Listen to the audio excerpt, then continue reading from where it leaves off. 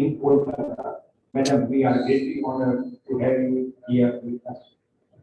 I take this opportunity to welcome all distinguished invited senior members of the Economic Board, members of Calcutta Chamber of Commerce, and Indian Chamber of International Business, and the members of the Print and Electronic Media.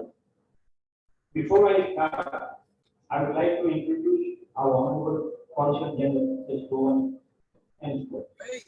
Mr. Rowan Ainsworth is a career officer with the Department of Foreign Affairs and Trade, and was most recently consular at the Australian Embassy in Paris. She has previously had posted in Moscow as Deputy Head of Mission and in Tokyo covering domestic politics.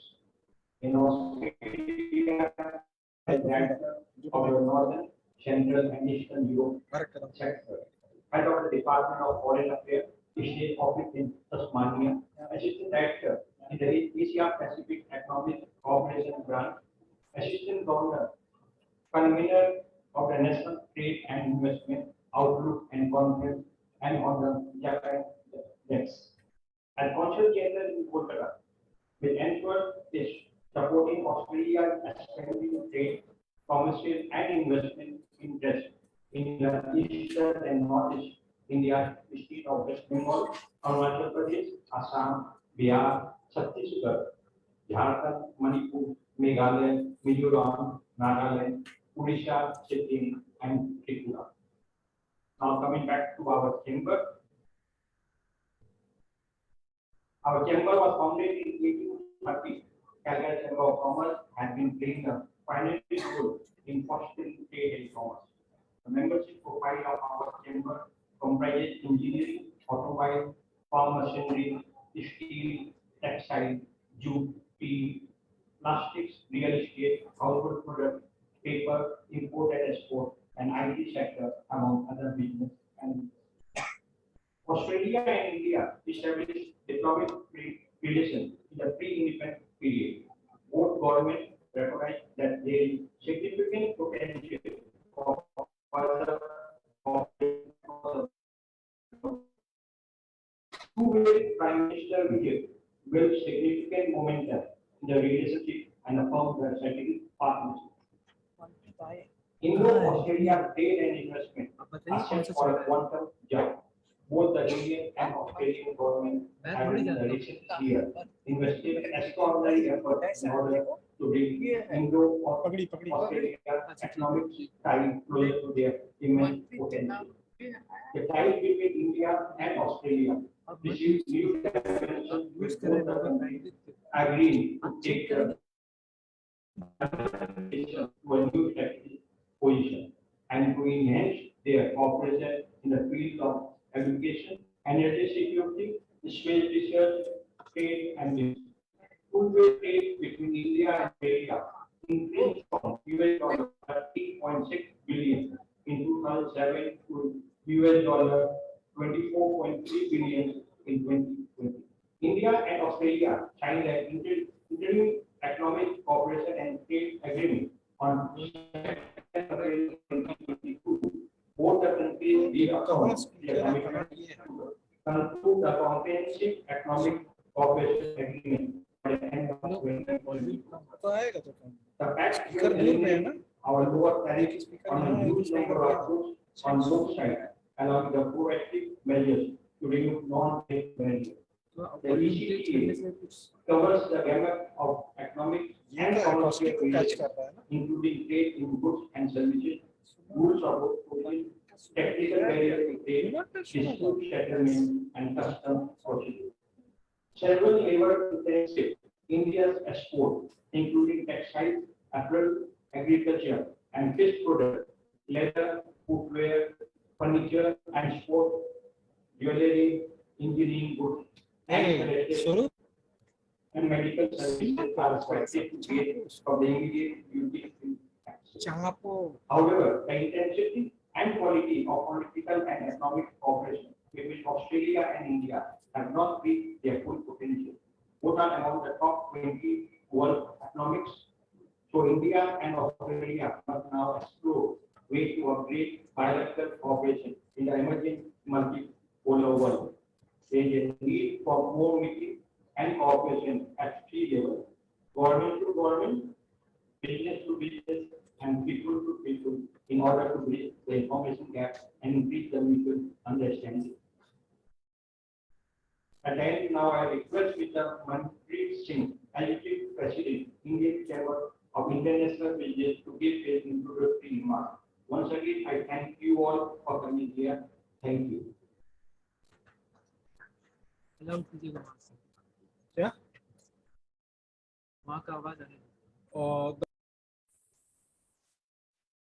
Thank you so much. Am I audible?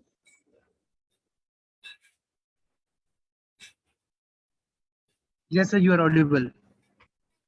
Thank you so much. First of all, I would like to thank the Calcutta Chamber of Commerce for arranging this lovely interaction, and of course the Australian Consulate at Kolkata. Your Excellency, thank you so much for being present with us here today.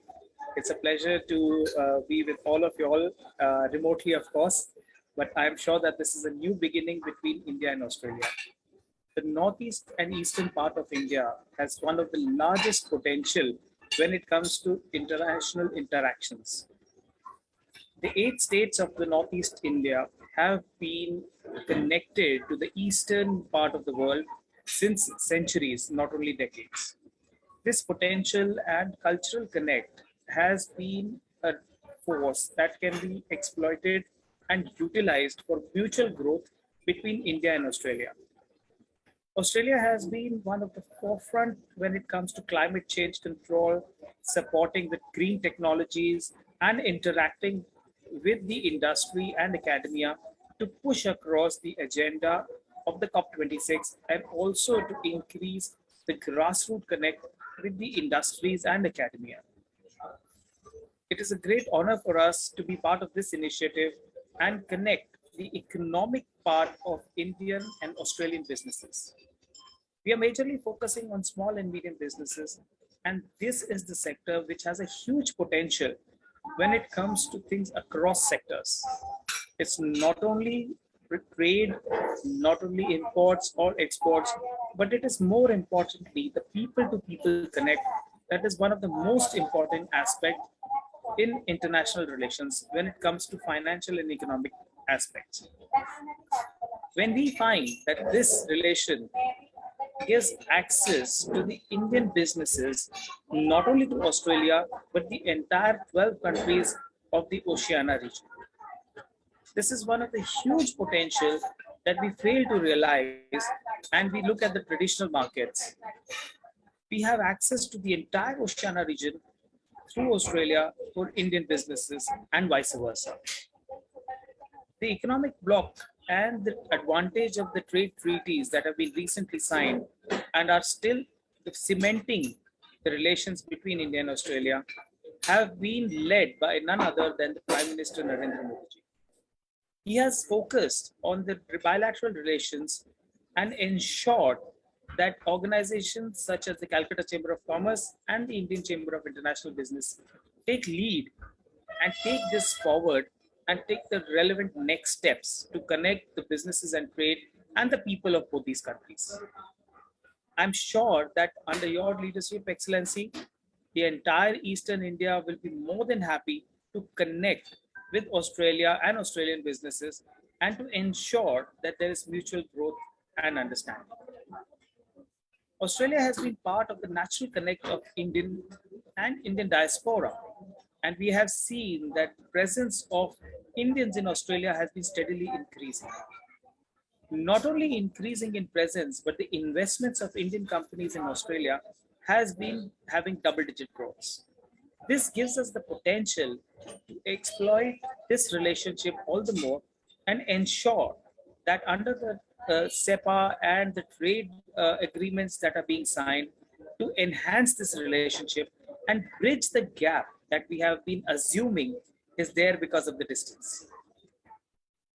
There is also potential between both the countries to enhance people-to-people contacts, educational sectors, green energy, and research and development. This is one of the focus areas that would love to be expanded and connect both the countries for research and for joint development.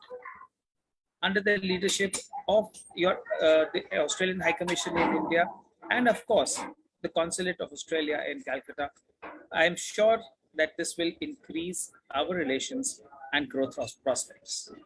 With this, I would like to conclude my remarks and wish all the best to this organization and this event to have a new beginning to the relations between India and Australia.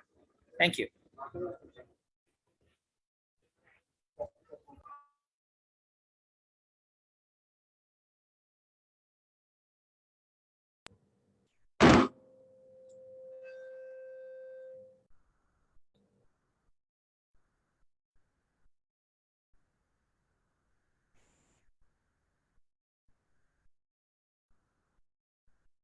Thanks, sir. I will now invite Honorable Consulate General of Australia in Kolkata, Ms. Luan Iswat, to give her observations.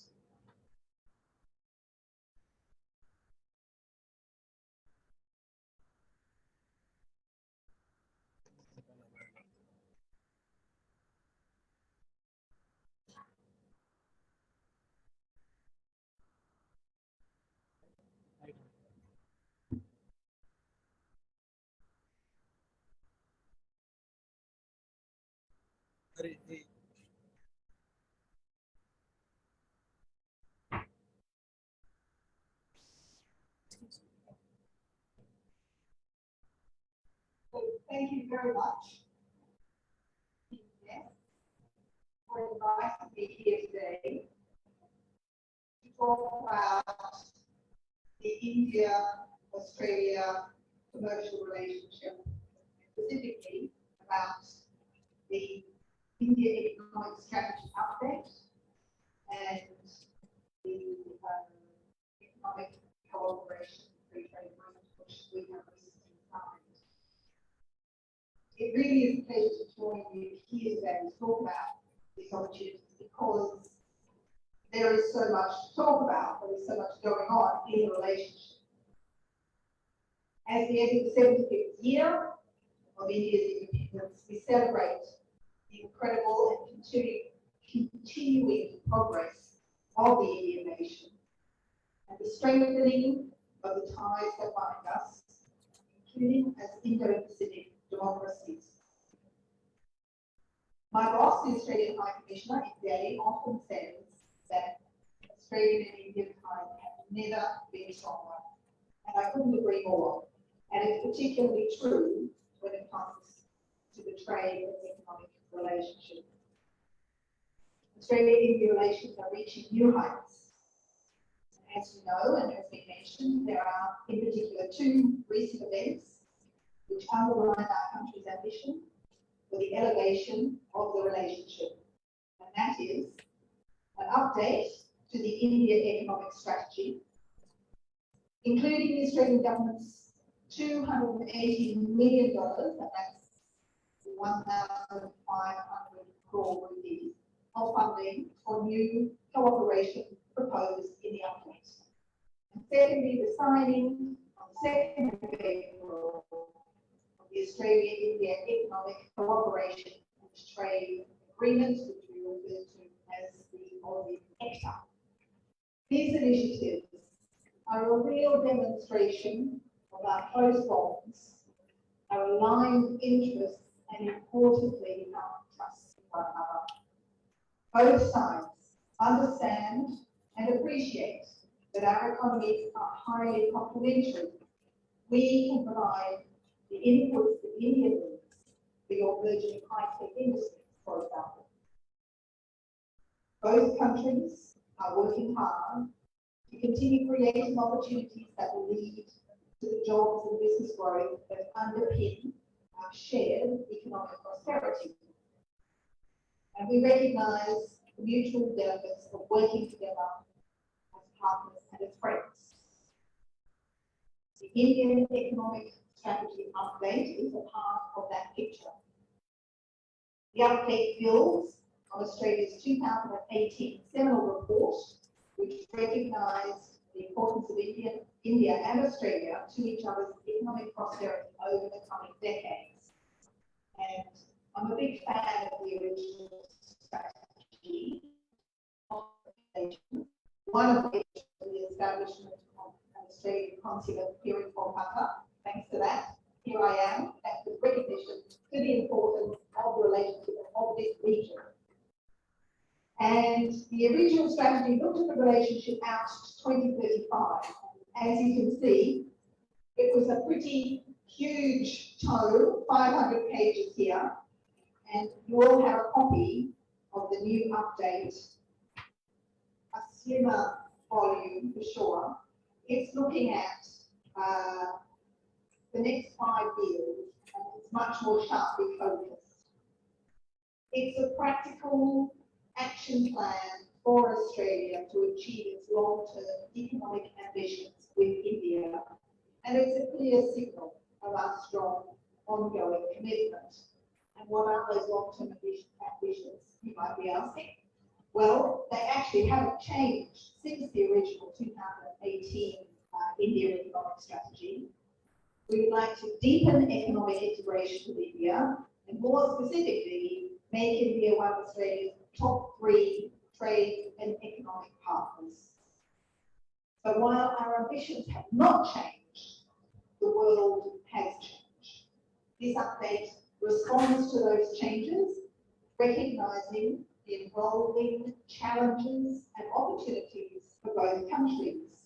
It takes into account the transformed global environment, including, for example, the lessons learned from COVID, and also India's economic reform agenda. And the update takes us through 26 fully funded initiatives, and I'll share a few of those with you. An Australia-India Innovation Network to help firms access investment and commercialise. A standards and conformance trade enabling program to ease barriers for exporters in both directions. An Australia-India Infrastructure Forum, which will smooth the path to investment in India's enormous infrastructure plans. A boost to the Australia-India Strategic Research Fund, which will ensure a dedicated research stream here in India. Support the increased production and commercialization of renewable energy technology, as well as for green steel. A package of initiatives supporting critical minerals, including research to unlock the commercial and security benefits of greater critical minerals value chain integration. A joint Australia-India Centre of Excellence for emerging technology policy to build on our shared capacity. And a global mining challenge, which will predict Indian miners facing technical and operational challenges with world-leading Australian solutions. Importantly, it also includes Australian government investment in a new Centre for Australia-India Relations to propel and strengthen our community, institutional and business ties. And the Centre will administer a suite of what we're calling native scholarships and fellowships, as well as a new cultural partnership. These scholarships and fellowships are designed along the same lines as Rhodes or Fulbright scholarships, but they are only available to Indian citizens. Complementing these initiatives, we are also establishing a task force to agree recognition of academic qualifications. These many initiatives will reinforce our bilateral architecture and help us realise the promise of our relationship. That brings me to the Economic Cooperation and Trade Agreement, the INDO-ECTA. Our new trade agreement signed on the 2nd of April, but not yet ratified, later this year. This is, there can be no doubt, a major milestone in our relationship. It is arguably India's most ambitious trade cooperation agreement with any country. Trade and investment the growth engines for our economies. And this agreement gives our business people the tools, the incentive and the focus to move forward. And I've distributed as well copies of our placemat here. You can examine at your leisure on my minister's website for detail, but this gives you a snapshot of what the ECTA is about. So the headlines are there. Indian consumers and businesses will benefit from the immediate elimination of tariff on 85% of Australian goods exports to India, and Australian consumers will benefit from almost 96% of Indian goods imports entering Australia duty-free. And that means cheaper Australian imports into Indian manufacturing, with tariffs eliminated on coal, alumina, and critical battery minerals such as nickel, lithium, and cobalt. That makes these crucial imports more economical for Indian companies here, and also makes investment in the Australian critical mineral sector more attractive. So on the one hand, the elimination of tariffs will provide competitively priced critical minerals that are essential to the production of high-end technologies, including for electric cars, grid-level battery storage systems, and solar panels. And on the other, ECTA benefits investment. India is already a major investment in Australian resources, with growing demand for critical minerals and other resources. And Australia has development-ready critical minerals projects and is a logical choice for India in securing its critical minerals supply chains. So all in all, by building on existing partnerships and investment streams in critical minerals, ECTA will support India's ambition to take a major role in global advanced manufacturing, including in clean energy. ECTA also expands mobility and study opportunities across professional services, specialist occupations. Professionals. Australia has agreed to provide India with mobility outcomes that are consistent with existing visa commitments made in our previous free trade agreements. And that includes equivalent commitments, categories of entrant, length of stay, and dependence. Australia will extend post-study work rights for STEM students, science, technologies, and mathematics and engineering, and offer new access for young Indians to take up work and holiday visas in Australia. Minister Boyal noted that the pact will contribute to employment generation, and as has been mentioned, labour-intensive sectors in India, such as jewellery, textiles, leather, footwear, carpets, furniture, food and agriculture will be set to gain the most. To give one example on the goods front, the Indian government estimates India's exports of textiles and apparel are expected to reach $1.1 billion in the next 3 years, from the current $392 billion. The removal of Australia's tariffs on imports of these goods will assist in increasing India's market share. The ECTA is a major step towards realising the promise in our economic relationship and maximising the benefits of our economic complementarity. You know better than me the West Bengal government's efforts to create a business-friendly environment here that is helpful to investors. So hearing recently at the Bengal Global Business Summit,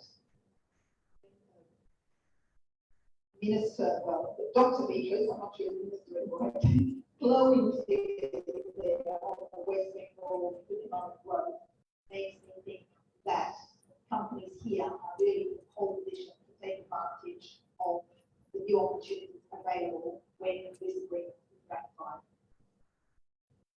So the agreement provides immediate benefits, such as tariff cuts, but it is also providing greater certainty and predictability regarding access to each other's markets. And there's certainly a head-turning effect as well. And we're very happy to have more Australian companies thinking about India, investment in India, trade with India, and vice versa, of course, Indian companies thinking about Australia. And that is just the start. The ECTA is a prelude to the negotiation of a full comprehensive economic cooperation agreement between India and Australia. The full agreement will do more to eliminate tariffs and red tape in trade. So it's definitely a good time, an exciting time to be involved in Australia-India economic relations. And we welcome chambers of commerce, such as the Kolkata Chamber and the Indian Chamber of International Business. And I should also mention the newly established Indo-Australian Chamber of Commerce, the newly established East India chapter. It's great to have you facilitating greater knowledge of the trade and investment opportunities available between our countries. And of course, it's also the role of chambers to advocate the interests of you, their members, to your government representatives to encourage them in their free trade negotiations to address impediments that you are aware of, to make it easier for businesses to operate in both countries, and to encourage more interaction and exchanges with each other. So it's a privilege to engage with you, many of whom, I'm sure, are already doing business with Australia, some of whom might have studied or worked in Australia. But whether you're an Australian alumnus, or you're doing business with Australian companies, or you visit Australia, or you just love Australian MasterChef, you're all part of the living bridge between our two countries. So thank you for your attention today. I hope you'll come away with more ideas about how you can benefit from the close and growing relationship between Australia and India. Thank you very much.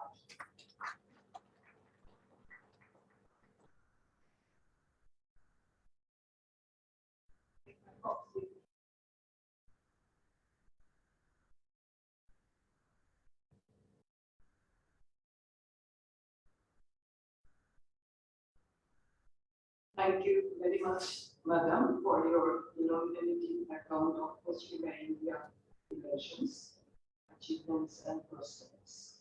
The floor is now open for interaction.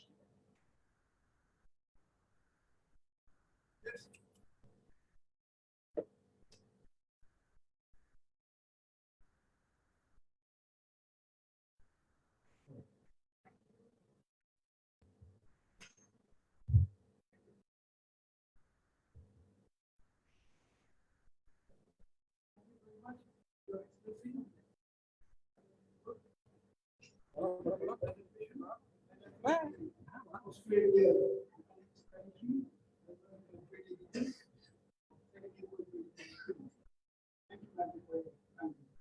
Thank you also for your time and your precious films and the performance. And we are going to hear your opinions. The short question was on the educational sector. You know that Sydney University was the first university. Australia also the most prestigious university. So my point was that what are the prospects of collaboration between Sydney University and Calcutta University and Calcutta University on the spread of knowledge, which is having the horizon of knowledge and research. Thank you.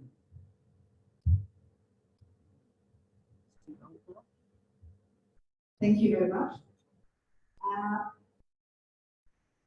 think we're all aware that during COVID, the education sector had a pretty hard time of it. Students had a pretty hard time of it. So first of all, I'm very pleased that both Indian and Australian borders have reopened, that we are welcoming Indian students back to Australia, and that our tertiary education sectors and our vocational education sectors now have the opportunity to engage with each other once again. We've already seen a couple of delegations from Australian universities travelling here to India.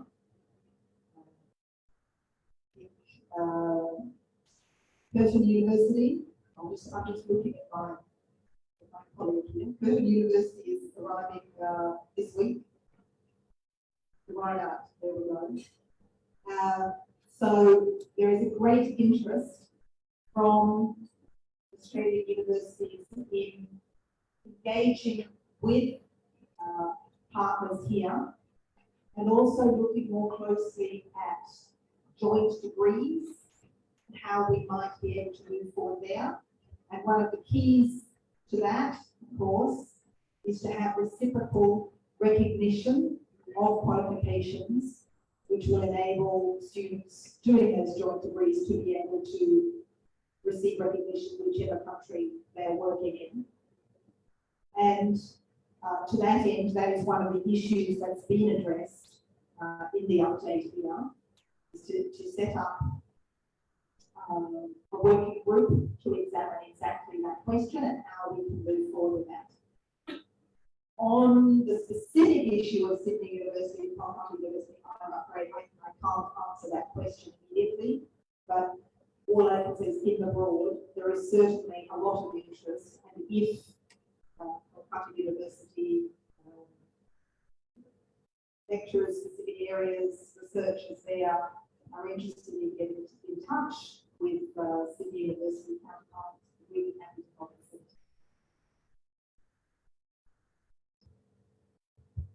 Hello, I have a question now. Actually, it's not a question, it's a request. We have members who are connected to the live streaming this event. So these members who are connected on Zoom and on Facebook. And the question is that everybody is really excited about the opening up of the relationship between India and Australia. They want to know how to access active leads that is there in their sectors for imports as well as for exports. Who do they go to? How do they access active leads, if any, from Australia? Since the tariffs are going to go down and it's going to be time to enter into the Australian market. So, I mean, we have commercial attached to access. Certainly. So Australia has an organisation called the Australian Trade Commission, Austrade, and our senior representative, Calcutta, is sitting right here in the audience. The remit of the Australian Trade Commission is to assist Australian companies that are interested in entering the market here. And so Australia does a lot of work in partnering, getting Indian companies talking to Australian companies, finding the right sort of partnerships to bring Australian business here. And they also look at investment in Australia primarily, but two-way investment. Conversely, of course, the Indian government is the organisation that assists Indian companies wanting to export to Australia and meet Australian partners there and to access their services with the Indian Consulate General in Sydney, will be the main organisation. But I understand there's not an exact equivalent to our Australian Trade Commission. I think you should all ask your government or recommend to your government the utility of setting up such an organisation. I believe Minister Boyal might have open ears to that request.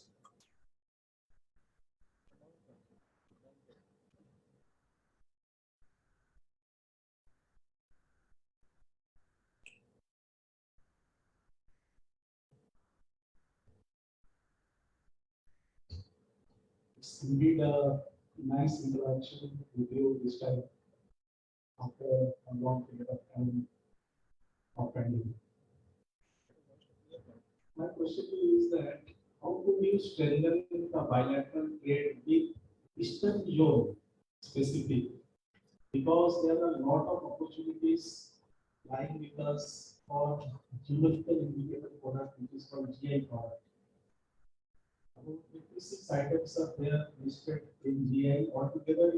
Throughout Pan India is more than 600 products. And Mr. is about 56 plus products. So how could you, how will your government will mobilize this bilateral trade with Australian importers with Indian exporters bilateral? Thank you.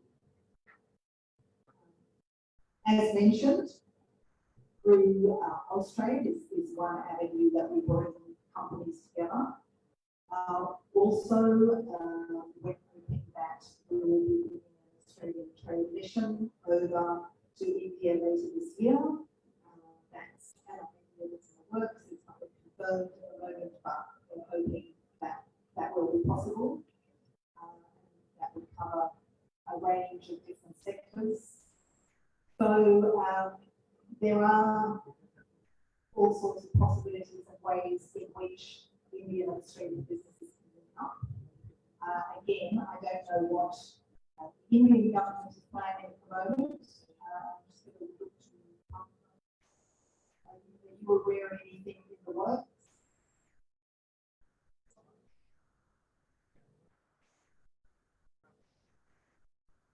Canberra and Sydney. Consulates in Sydney, they have staff. CII has an office in Melbourne. And there's an organization called Invest India, government organization. They can also, but there's no structure. Not a specific plan at the moment. And also the Indo-Australian Chamber of Commerce, as I said, they just opened a chapter here in India.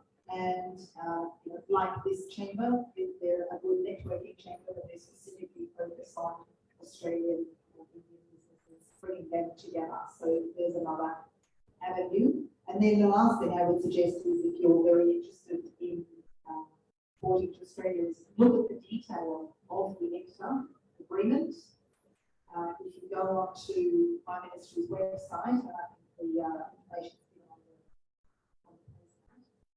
you can actually link, there's a link there that takes you through to the individual tariff lines, and you can check if this particular product is going to benefit from immediate reduction or elimination of tariffs, or later on there's different, some tariffs are eliminated on ratification straight away, some are eliminated over time or reduced over time. So, for example, talk about wine imports from Australia, which have a very high tariff here, 150%, for higher quality wines, that will be reduced immediately to 100% on introduction of ratification of the agreement.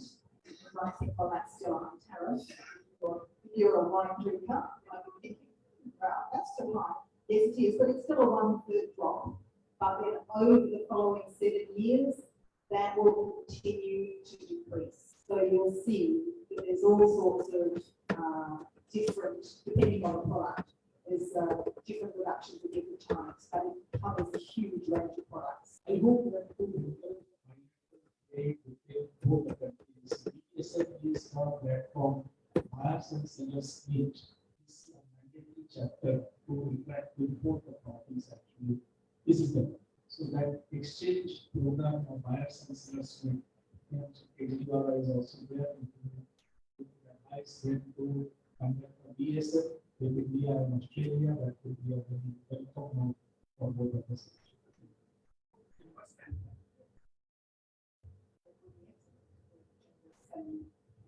Interact with each other. Yes.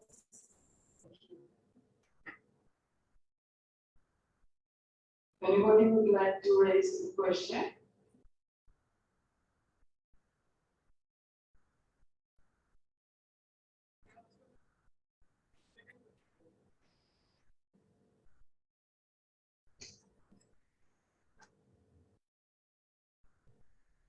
There's a imbalance in trade. India is importing more and export cost is less, almost double. So how do you rectify this trade imbalance, deficit? Balance in trade? Because in Australian gold, Australian port represents 75% of Indian central Australian. The Australian biggest. Thank you. I understand what you were saying. There is a trade imbalance. I was not planning to rectify it, but I have to say, if there was more trade, that balance may change naturally anyway. But I think what you'll find is, if what I've been reading in the papers actually comes to pass, I don't know if that will happen. India is looking at trying to import more thermal coal. They don't import much thermal coal from Australia, but we have. If that actually happens, it will actually exacerbate the trade imbalance rather than improve it. So it might get worse before it gets better. I don't know. But certainly there seems to be an issue at the moment that the government is trying to address by bringing in some thermal coal to mix with your local thermal coal.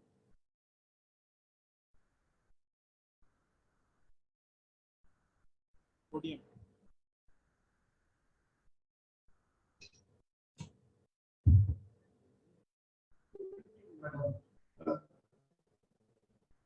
Specific question. Do you have any specific strategy and focus for the IT's business and collaboration? I know that Indian manpower is not cheap, which was there in earlier. But because of that, is there any specific strategy or has been thought of? One thing we are doing is we're opening a consulate in Bangalore, and we're also opening the Australia-India Centre of Excellence for Critical and Emerging Technology Policy, precisely to look at that issue and recognising India as an IT and critical technology powerhouse. So I think both of those moves will mean that we're better able to interact and address that specific sector with India.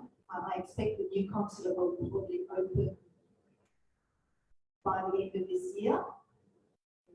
No promises, but I'm hoping that will happen.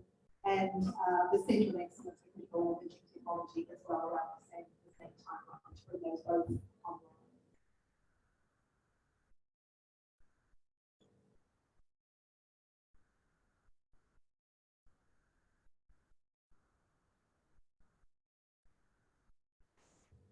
Hello. Myself, Shubham Shah, Managing Director of Krishna Group. Nice to meet you again. I would like to say one thing. It's really good to hear there's a bilateral trade agreement in Australia.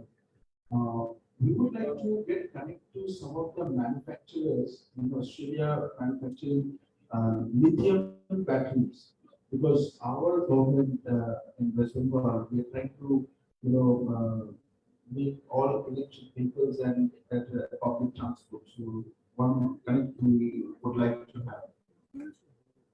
One more thing,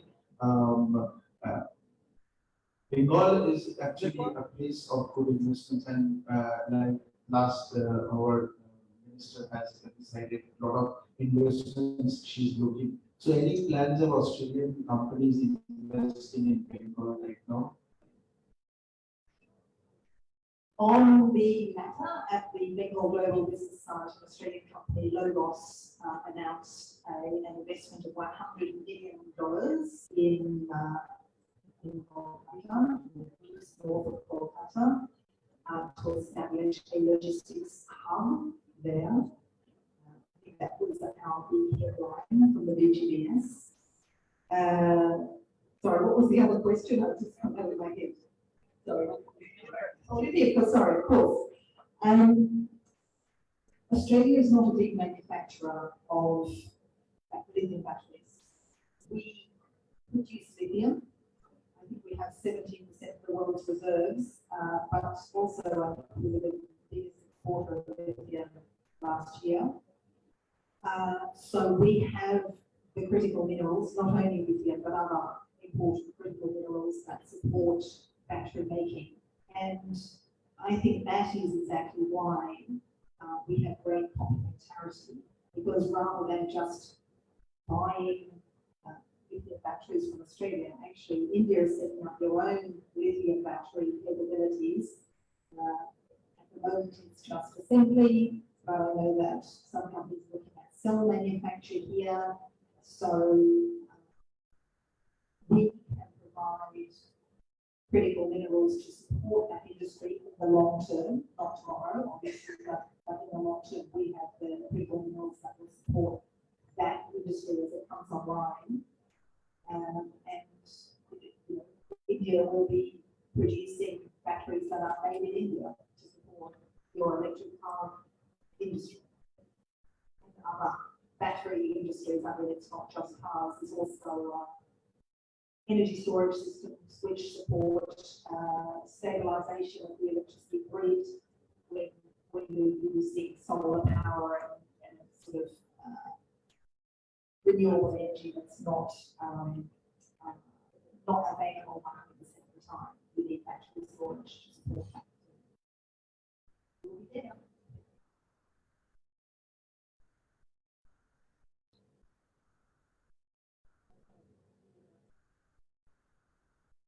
India doesn't have lithium.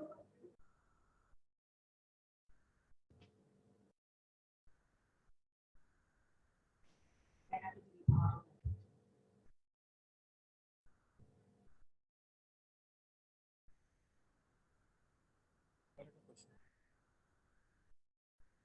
it. What is? Yeah. Now my question was regarding the collaborations in our neighboring countries, Bangladesh, Nepal, Maldives, and Sri Lanka. How can we take that forward to the defense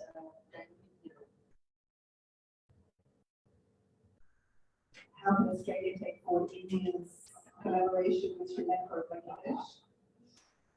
Sorry. It's one of the focus areas.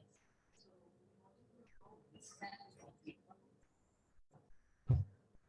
Well, I mean, obviously Australia also has very good trading relationships with those countries. Sri Lanka might be somewhat difficult at the moment, but we do support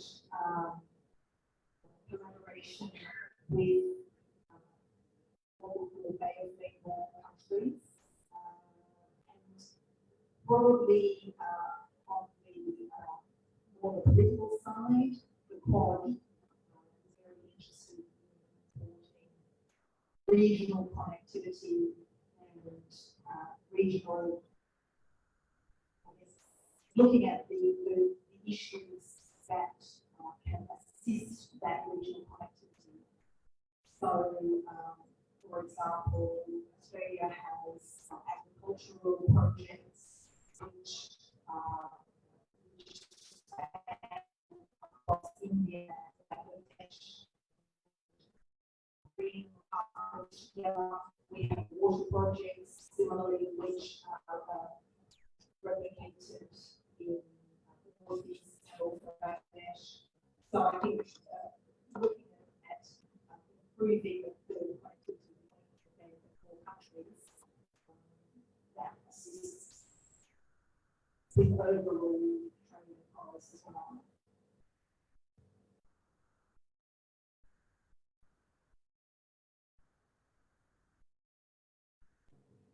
Any more questions? And our request, our Vice President Sri Harishankar Hanuashia to propose vote of thanks.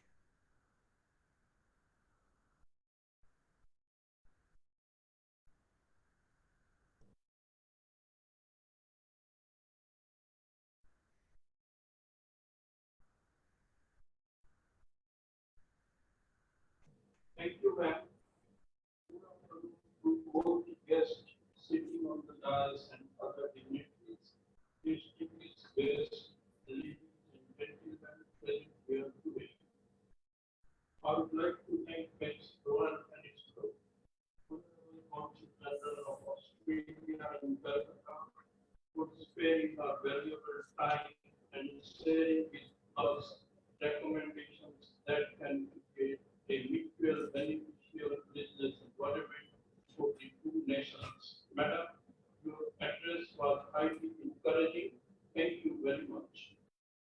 I would also like to thank Mr. Manpreet Singh, Executive President, Indian Chamber of International Business, for making it convenient to raise this occasion.